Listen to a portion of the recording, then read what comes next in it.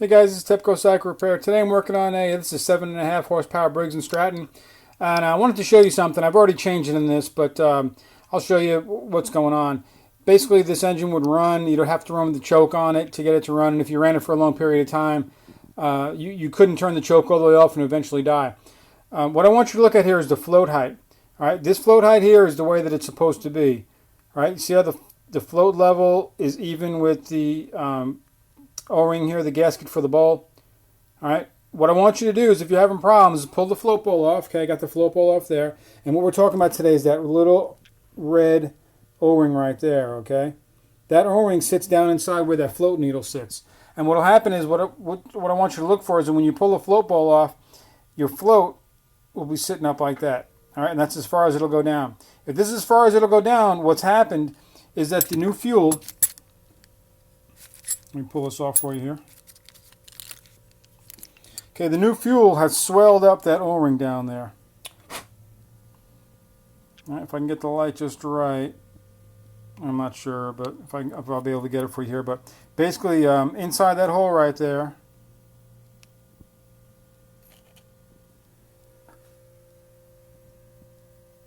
yeah, I'm not going to be able to, it's too dark down in there, but in that hole right there, there's going to be a rubber seal, okay, and that's the needle seat. The needle seat, the part number that I'm using here, okay, is the kit here is 398188. 398188. It's the needle seal kit, and it's kind of come with a new needle and a new seat. And the way you put these seats in, the way that I do is that I drop it down in there. You want the grooved side. It's got a groove side to it, facing in, away from the needle, and then I use a punch like this right here that fits right down in there good, and then I will sit it down in there and then get this punch and just kind of push it down in there. I'm using it's a flat surface punch, okay, and then I just push it down into place. I'm going to try to light it up for you guys here. Let's see if we can make it happen.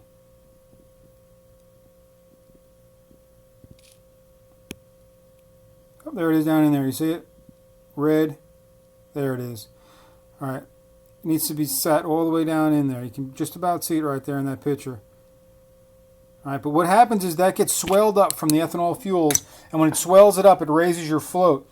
And when it raises the float this way, which is technically lowering the float, and it just cuts the fuel off. So there's only a little bit of fuel inside your float bowl, so when the engine is trying to run, it's sucking off that little bit of fuel that's at the bottom. So you got to make sure that you put it together and you see that float is sitting at the right level, which is level, like I showed at the beginning of the video. So if you got a Briggs and Stratton, it's got a bowl type carburetor like this, and it's not running right, pull that bowl off. It's only a bolt like this right here at the bottom, which is also a jet, so it has holes in the side and one in the middle. Make sure those are all cleaned out. Take this off, pull the bowl off, and take a look at your float. If the float is sitting the way I told you, okay, if the float is not level and it's sitting up like this, that means that red O-ring is swollen up, and it's not letting the float go all the way up, letting enough fuel in the carb. So just order up a new one, put it in. It's an easy repair. Until next time, guys, TEPCO Cycle Repair.